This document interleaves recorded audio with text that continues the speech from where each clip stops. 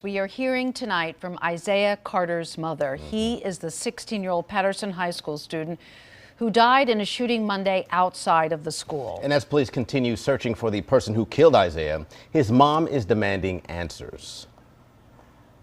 It's just, it doesn't feel real. I feel like I was waiting on the first day to hear someone tell me that this was a sick joke.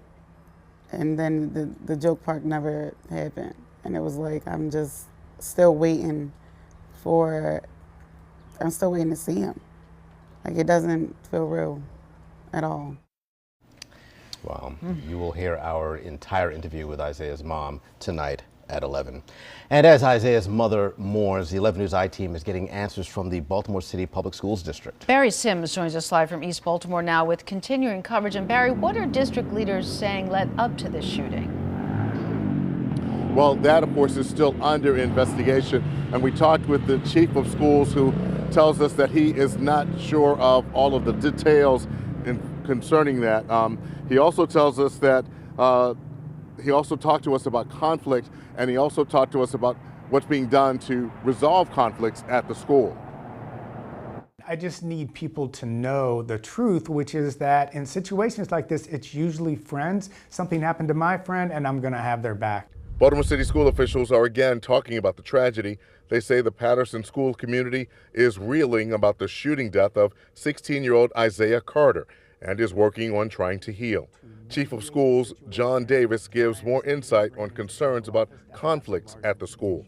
And specifically in this case, it is not the way that the media is portraying this, where it's just one race or one ethnicity versus another. The school district's response comes after a 15-year-old friend of the victim told the I-Team he was at the scene and ran when someone pulled out a gun and fired 2 shots.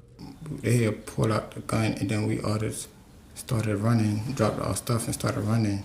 He says he and members of his group had been bullied. They left the school and were going to fight some Hispanic students.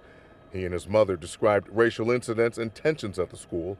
She also told us school administrators called her about transferring her son for his safety. Because they feel a retaliation due to the fights that occurred before the incident. Davis says situations like this are usually friend-based, usually between kids who know each other, and one thing happens and then it spirals and kids take sides.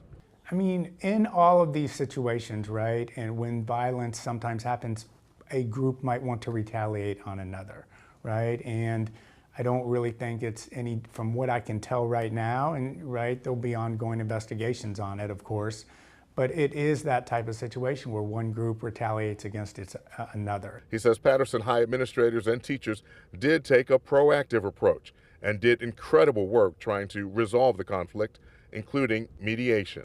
Here at Patterson, they did that. He did that with students. They did that with families. They did that with individual meetings with families. They did that with individual suspensions when they needed to happen. And Davis says the healing process is ongoing. He says Patterson students are working together to unite. Reporting live from East Baltimore, Barry Sims, WBAL-TV 11 News. Barry, thank you. And sadly, this was not the first murder of a high school student this year. Baltimore Mayor Brandon Scott was asked about the deadly shooting this morning on WBAL Radio. Our young people are dying over basic conflict, stuff that when you were in high school or when I was in high school, they would end up in maybe a fist fight. But our young people are dying over this stuff. The mayor said the city will continue to offer help. Count on 11 News to keep you updated on this investigation and a search for suspects.